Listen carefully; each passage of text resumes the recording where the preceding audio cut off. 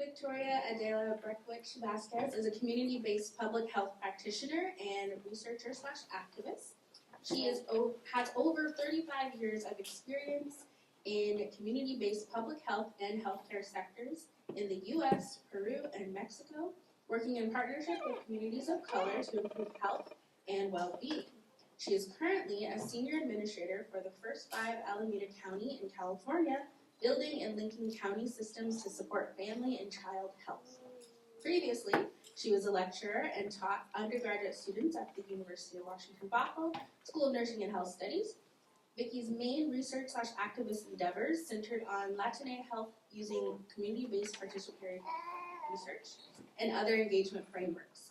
She is most interested in efforts that build community resilience in Latino communities and prevent sexual violence among farm workers.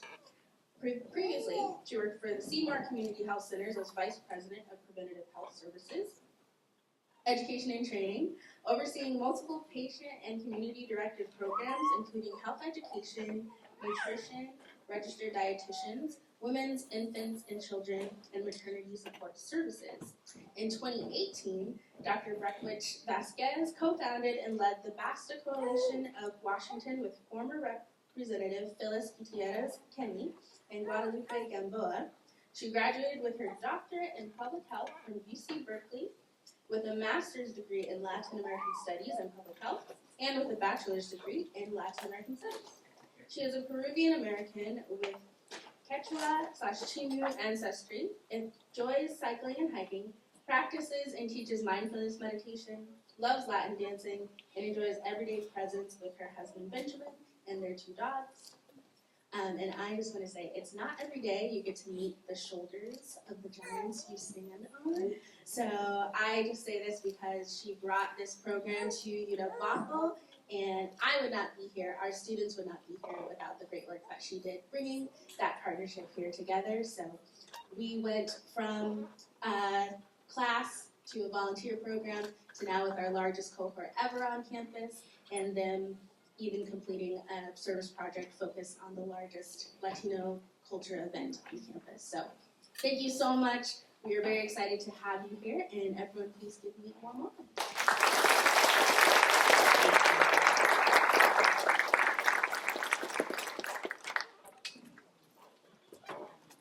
Hi everyone, Vicki Breckwich Vásquez, so pleased to be here. I will say it's one of the most exciting things to be facing the LLI graduates. Really, without you, I mean, none of this would exist. You have the energy, you have the courage, you've shown fortitude and resilience through all of it. Through the co-founders and those that direct all the programs here at the various schools, that's a lot of work. I know it, so congratulations. This culminating event is a big one. 13 years, Rosario, wonderful. So, good morning, and I just have to say it's a great joy to be speaking with you. A lot of what you're going to be hearing today is about my reflections, a little bit on my experiences, but you've already heard the bio. I'm not going to go through all the things that I've done, but more so how I think and what I'm coming to know about this experience and what it's meant to me. So, here. Soy la chiquita. So I'm Victoria Breckwich Vásquez, and I was, I think, 1.5 at the time, maybe 1. I'm the daughter of Juana Guillermina Vásquez Lozano and John Thomas Breckwich. So, as you can tell, I'm mixed race, right? My ancestors, though, I'm very proud, are Quechua Chimu from Peru and Sweden, and Croatian people from my father's side. So I'd like to offer you 3 main messages today. My 3 main messages are, get to know who you are and your cultura. And I know many of you have already started on that journey. The second main message is, know that you belong here. You also belong here, we also belong here.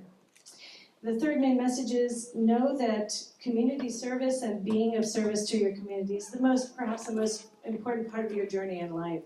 So those are the 3 things, and I'm going to cover a little bit of slides, kind of go through those 3 main pieces of my messages. And that's a little bit of what you see there. So I'd like to dedicate this to my mother. She was the main inspiration for pursuing my education.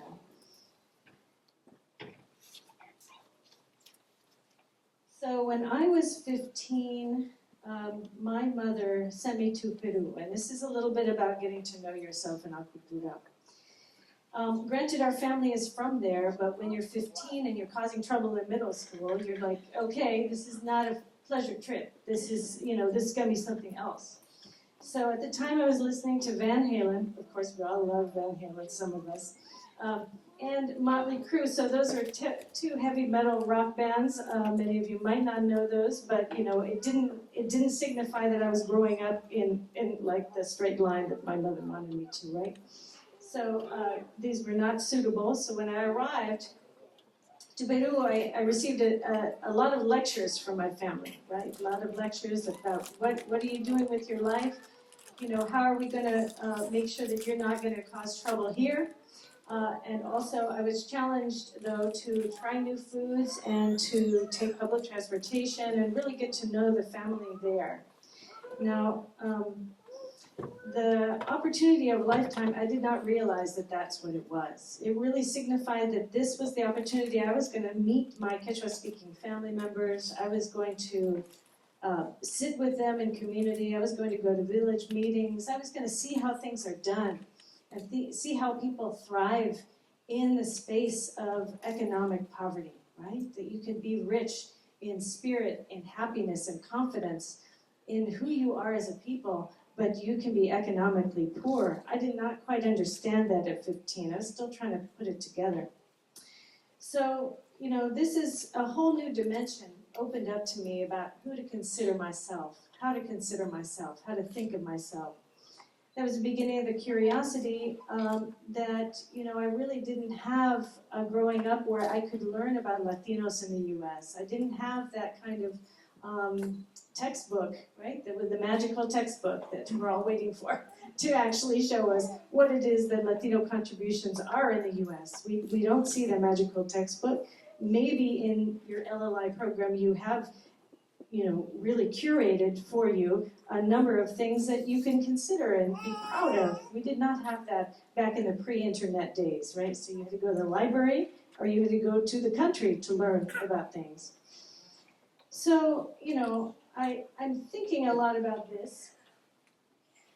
And, a couple of years ago, the study by Johns Hopkins University Unidos, U.S., found that only about 87% of Latino contributions in the making of the U.S. are not in our history textbooks. That's huge. Really, it means that only 13% of what all that we have done is actually being taught in high schools. So, and this is pretty recent. And this flabbergasts a lot of people. It's very upsetting, because we have a lot of things that we have contributed. My goodness, half of the people here have done so many things in the policy world and just trying to, move this world along, but that's not being captured. So, that's a sad thing, but there are solutions. One of them is John Leguizamo's PBS show, American Historia, The Untold History of Latinos. It's really important for us to take as families, important to us to take this action in our own hands and educate our own children if it's not going to be possible in the schools. So hopefully the colleges and universities are doing a better job at this, and I expect for some of you that's the case, but the young people aren't growing up with that kind of strength. So back to my story. Connecting to my roots became, it gave me reference points besides my mother. My mother was a very strong-willed person. She had the whole world in her eyes. Being able to connect with other people that are Peruanos also was a really important thing. I was, really kind of put together my identity. I tried to learn Spanish in school, tried to speak Spanish at home, was taking Inca dancing classes. I transitioned. I moved forward in my life, talking with Mama and my cousins about our heritage, taking many trips back and forth, sometimes with familia and sometimes on my own, to explore other parts. I even listened more carefully to the stories of when my mother was a child, riding a burro alongside with her brother in the Andes. This is exactly, I found this on the internet, this is exactly what my mother said. Oh my gosh, that's me and my brother. So I thought it was, how could that be? But see, you can do it. So, though my mother was so perplexed about why, after so much sacrifice, her only child was so passionate about exploring this Peruvian American heritage. That was because, we didn't have this kind of internet, as I said, so you really had to kind of go deep in other experiences, personal experiences. So it became a strong source of cultural pride, and my third year in college, I was at UCLA, I changed my major. Some of you know, that cannot be. From biology to Latin American studies. That's how dedicated I was, but, coming later than I thought.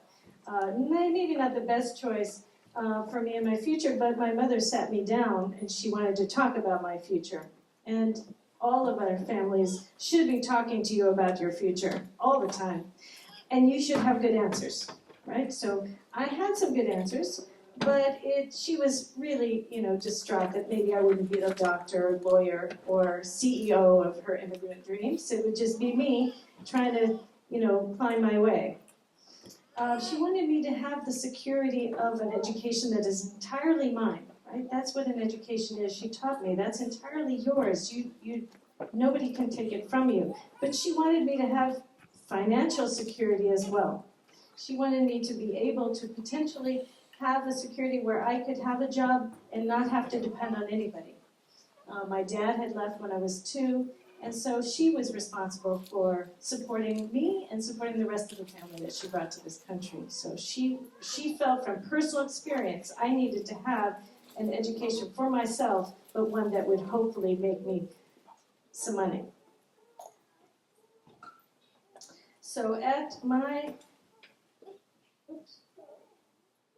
college graduation, I was so steeped in clubs and groups and volunteer efforts, and I'll talk to you a little about those, but she said to me at my college graduation, she said, I stepped down from the mountain, I climbed down from the mountain, and I've been spending all my years doing that, and all you want to do is go back up the mountain. So that was like, for me, the metaphor, which was like, okay, I was really trying to go back to the culture and she was trying to get away from it. And to get away from it meant that she had to leave everything she was behind and become something, assimilate, acculturate, whatever word you want to use, but, she wanted to make it in this land. And that's what it took for her. It doesn't take that now. We have a lot more choice, which I'm very happy about. Let's see. I continued with my interest in Latin American studies and public health, and today I am indeed a doctor, though nothing like the kind of doctor that she would have hoped, right? She couldn't ask me whether, what I thought about her rash or anything like that. I have lots of ideas in my head. That's the kind of doctor I am. Since then, though, my interests in my culture have expanded. I've studied plant medicine, remedies. I've studied indigenous medicine and developed and taught the Latinx health and culture class here at Bothell and a farm worker health course as well, where I used and incorporated all those different types of things that I had been studying. Hopefully you as LLI graduates can do the same. You can bring all of this effort and use it. Use it for your professional life. You can always find a way to kind of integrate what you've learned here. You don't have to become somebody different. You can bring these together. So getting to know yourself in a cultura, don't hide who you are. Wear that proudly. Wear your stoles proudly. This is a proud moment for all of us. Though I also know that my ethnic and cultural background is not the only kind of identity worth exploring. All of you have many different identities. We all do, right? I'm actually rooted in daily rituals that offer Eastern practices such as Tai Chi, meditation, yoga, all these things that we really kind of have to integrate in our lives to keep us sane, to keep us healthy. So lots of different things I've tried to use and think about. Poets like Rumi, Khalil Gibran, recently growing my knowledge of Native American ceremony, and I'm actually learning Croatian, the language of my paternal grandfather. So I still have family back and forth that I connect with there. So life can be lots of different things. It's what you make of it, right? So I'd like to share this quote by Jaime Escalante. Many of you might have seen Stand and Deliver from 1988, many years ago, but you know, the thing still holds true. The greatest thing you have is your self-image, a positive opinion of yourself. You must never let anyone take it from you. And, you know, how can getting to know yourself in our cultura, how can that help? Well, it leads to cultural pride, feeling rooted in your life, connection, and moves you forward in your education in positive ways. So there's nothing wrong with what you've done here. Be very proud of it. And there's very few other programs that will offer this kind of opportunity for you in your future. So I have a second message, which is you and we also belong. Mama was a proud Peruvian woman. I'll talk about her for a bit. She traveled here alone as a nurse. She was trained as a nurse and came here alone, learned English alone. When she learned enough English, she was able to work in the hospitals and clinics, right? She worked in Los Angeles as a floor nurse in many different hospitals. I think it was Cedars-Sinai, UCLA, tons of different hospitals. And then she spent 30 years at the LA County Public Health Department. So it's no wonder she was she was a model for me. I spent all of my life looking and seeking public health as a sort of a defining framework for my work. She served those most in need there. She served single women, she served immigrant families, she served low-income people, houseless folks as well. And she delivered vaccines, she monitored infectious diseases, she educated families about their rights, she educated them about what they can do to monitor their health and about the resources and programs available to them. And she even worked 2 full-time jobs at the same time for several months. So she'd go in at night to her 7 to 7 job, 7 p.m. to 7 a.m. job as a private duty nurse, and then she'd work starting at 8 in the morning till 4 p.m. I don't suggest that for anybody, but those are the kinds of sacrifices sometimes that our families make in order to make it here. And she did that so that she could save enough money to sponsor the rest of our family from Peru. And that's how the rest of us arrived here. 8, 15, 23 people arrived because of my mother. So, you know, Latinos, though, are here not only to contribute. We are here to form the culture. We are here to form the larger culture. We have countless contributions in science and medicine, in performing arts, in sports and engineering, and fashion. So Jimmy Smith says, the Latino population has become such a presence. We are part of the American tapestry in a very profound way in every area you can think of, and are very significant in popular culture. So we also know that Latinos even contribute the most to our economy. The total U.S. economic output, Dr. Singh knows this, or gross domestic product of Latinos in the United States topped $4.1 trillion in 2023. Now get this. The GDP of the U.S. Latino population is the 5th largest in the world. Compared to other economies, it tops even India, United Kingdom, and France. This is a great power that we have. What is yielding to this power? What actually creates this ability? We know several factors. We know Latinos have a better health overall. We have higher educational attainment. We have higher consumer spending rates, and things are growing. They're changing. They're uplifting. things are changing. The growing U.S. Latino GDP actually drives the overall growth of the U.S. economy, and so that all Americans will benefit from years to come.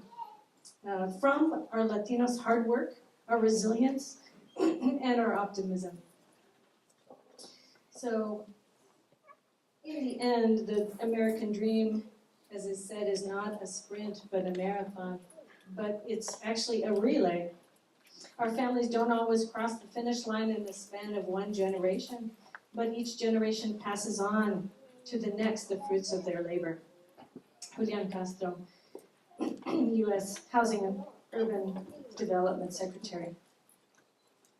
And despite all the noble work my mother did throughout all these years, as you can imagine, she experienced discriminatory abuse all the time.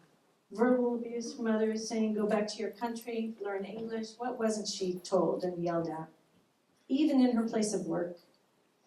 So many of you probably know of your family or yourselves who have endured this kind of thing. That is not the way, that is not the American way, that's not the way things ought to be for us, given the contributions that we have in our culture, in our society, in the larger society.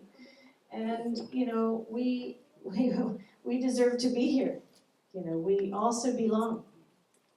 So it is a benefit actually to speak Spanish, even though there are many who would like to make this a monolingual English nation. Here's an image of Spanish spoken in the U.S. How many years, many years, Spanish has been spoken in various parts of the U.S. It's really important to recognize that many people were here speaking multiple languages before English was here. So the fact that we are still speaking Spanish is a wonderful and proud thing. It's wonderful to speak more than 2 languages, more than 3 languages, however many languages you can learn in your lifetime. It makes you that much more global, that much more able to converse with people, to be able to make peace where we need to have peace and not war, right? How are we going to get there? We need to speak and understand each other. So unfair treatment, though, is, that immigrants are facing today. It comes not only from people, it comes from policies. It comes from policies at the state, at the federal levels, and even at local levels. These policies terrorize and divide our families. Some of us know what policies those are. They spread false rumors about who we are. They arrest innocent people, and they divide us as a community. So I'm asking each of us here, the graduates, las familias, what are we going to do? And also college and university colleagues here, what are we going to do to affirm our rightful place here in this nation? We are Americanos. This is how I'm seeing it. All of us are Americanos, no solo el gringo, right? My uncle had a habit in the house. He would say, pues, el americano came yesterday. And I said, did he happen to be white? Well, yes, he's the Americano. I said, what about me? Am I Americana? He said, well, claro, you're an Americana, but you're kind of Peruvian too. And I said, yeah, I'm all these things, right? But it's too bad we are reserving that kind of language only for certain people. We are all here. We are all part of this nation, and we make this nation. If you have power and privilege, which yes you do, you have a college education, you speak English, you write, and you, algunos sí, algunos no, pero, the fact that we are learning, we're becoming fluent in the language of power. You're connected to, and you're connected to Leti, you're connected to what the resources that you have here, you're connected to college and universities, and there's a lot of power there. We have to be using this kind of power to advocate, to teach and train others, to open their minds and hearts, and to speak out against those things that are unjust for our people and for other people too. Instead of avoiding discussions of policies, let's actually follow our policymakers closely to make sure they're doing the right thing by our communities. And most importantly, let's not lose hope, but we have to face our fears. We need to face our fears head on. And just like the what we've been talking about before, if we had our own Bill of Rights, what would that actually look like? The American Latino Bill of Rights. What sorts of things might we actually fight for? It reminds us, some of these points remind us not to apologize for who we are, but to assert our rights, to identify who we are and feel proud of it. So this is from Dania Santiago, and it's actually been taken off the internet. And I found an old copy from an old presentation. I don't know if that's on purpose or what's happening, but if you do a search for American Latino Bill of Rights, it's very hard to find now, and it used to be very easy.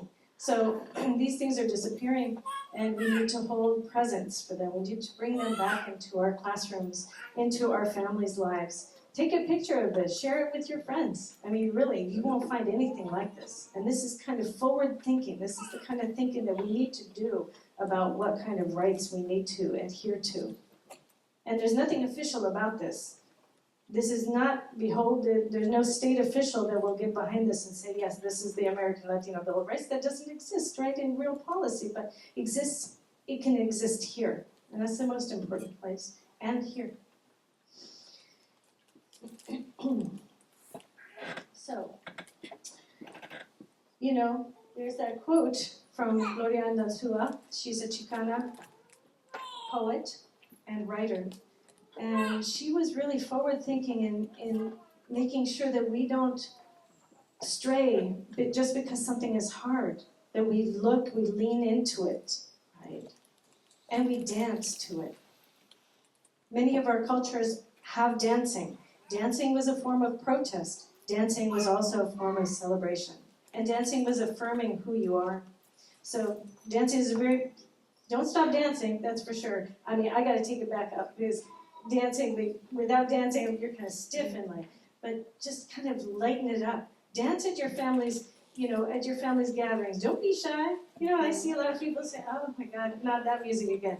But, hey, this is the way our cultures actually learn to lighten things up, learn to kind of connect with each other, and have fun. Because, my gosh, there's a lot of seriousness in the world right now. Seriousness.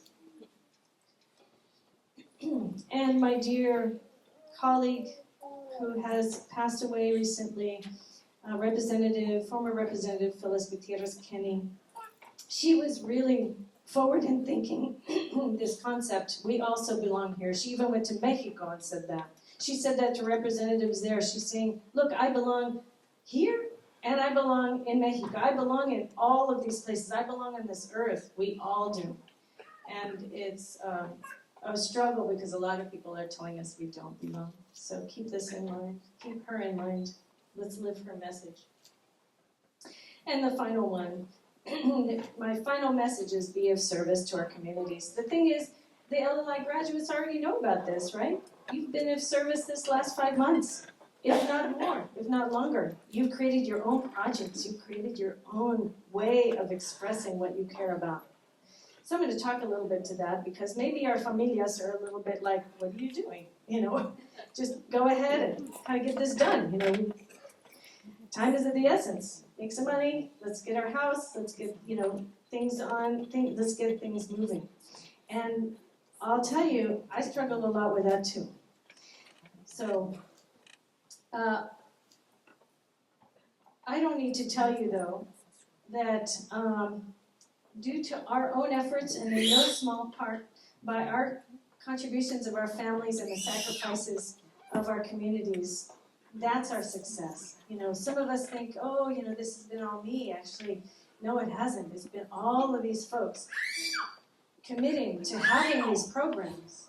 It's no easy commitment to have a program that you have to speak to the state and defend. The state is like, well, how many people are you serving? And if you only have a few people, well, maybe it's not worth it. So you have to defend these programs year to year. Rosario has had to probably talk to countless people to make sure these programs still exist. So tell your colleagues about this, tell your classmates about this to join next year if they didn't join you this year. We have to make these programs continue. So, in remembering to, as you complete a goal, remember to look behind you. Remember to look behind you at all of those who also are coming up behind you and could use that extra support and that extra help. You know, we're so busy. This is a very busy culture, very busy time. People aren't looking back. They're trying to survive now. But I know Latino communities, they look back and they help, they support, we help each other. That is one thing that we really have, and we should use that cultural connection. So, you know, this is what Isabel Allende says, you only have what you give. It's by spending yourself that you are rich. But more about my mama. She dedicated her life to others' well-being. She was involved in the Nurses SEIU Union. She was involved in the Union of California Seniors.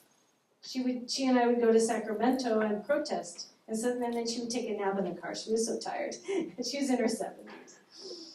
And she went the extra miles. She went with her patients sometimes. She would give them temporary housing, sometimes with us in our house. I know that's not ethically great from a nursing standpoint, but those are the things she did. She was so committed, just employing people, those she could pay for doing anything around our house. She and I would conduct charity missions to Peruvian villages. We would take clothes and medicines and food and books. And in college, I was busy.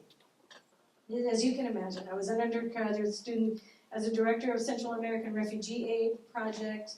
I was later a graduate student director of the Border Health Project. And those projects were, I was recruiting college students, training them to be medical assistants in local immigrant clinics in LA, Los Angeles. So that when my mother died in 2005, I formed and directed Salud Peru, a grassroots nonprofit organization. We existed many years. I hosted events.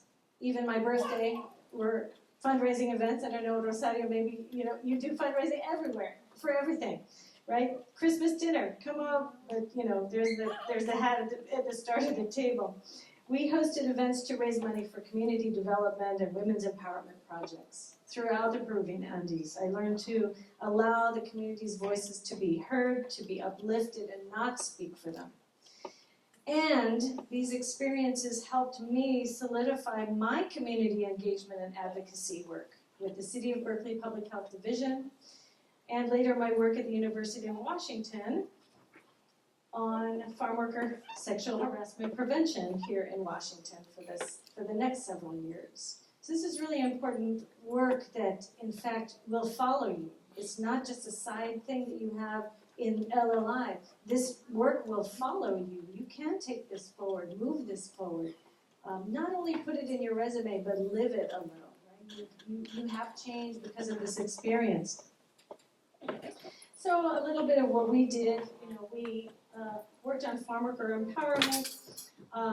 We also educated some politicians and influenced state policy. We went to Washington. Thank you to Phyllis Gutierrez Kenny, she was with us the entire way to make sure when we talked to policymakers that they listened and they knew that farm worker health was important, but they didn't know sexual harassment was happening, and a lot of people denied it.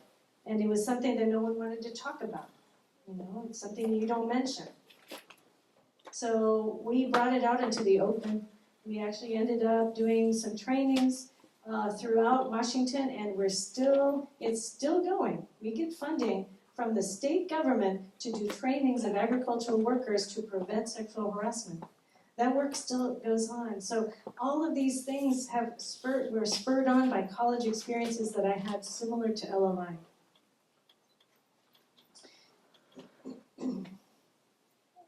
And our communities need all the help we can get. Earlier this week, the president's budget was passed, and it cuts many, many different social programs and services that our communities depend on. What's going to happen? We need to be on the ground. We need to be ready to support our communities. We must strengthen them as we work together. And really using our lives to make the world a better place to live, not just acquire things. That is what we are put on the earth for. Doña Dolores Huerta, really co-founder of the United Farm Workers. And, it's better to light a candle than to curse the darkness. Really, there's a lot of us who are upset, distraught with what's happening. But we need to start lighting those candles now, because time is People are depending on us. We need to kind of work in that. Ultimately, working with communities will improve well-being. It does and can lead to job opportunities for you. It can lead to promotional opportunities. Employers are always looking for that well-rounded person, as they say. You will also learn practical skills that are transferable to work. You will also learn about, do informational interviews, learn about job opportunities that are available, upcoming. So there's nothing that's ever been lost on me about all of those experiences. So in conclusion, these are the 3 tips here, the 3 main messages. Get to know your cultura, get to know yourself. Know that we all belong here, and be of service to your community. We must move forward, not separate or fragmented, but unidos. She really had some good points because she would see that the Latino community here in Washington was divided. Some of you may be surprised, but it's actually true. People would say, oh no, pues, if they get the money, then we won't get the money. It's kind of like set up like that, right? Because our U.S. kind of mainstream culture is set up like that. But we can do things differently. We can think of being connected. My challenge to you, familias and graduates, is to, when you are celebrating upstairs after this event, that you talk to somebody you don't know, you congratulate them on their graduate, and you find out and you help to build connections. There's plenty of room for all of us. Plenty of room. It's not a zero-sum game. So, I'll just leave you with that. I'm sharing what you're most proud of today and congratulating each other. That's the way we lift each other up. So let's live and practice the words of Dolores Puerta. ¿Se puede? Sí se puede. ¿Se puede? Sí se puede. ¿Se puede? Sí se puede. Claro. Thank you very much.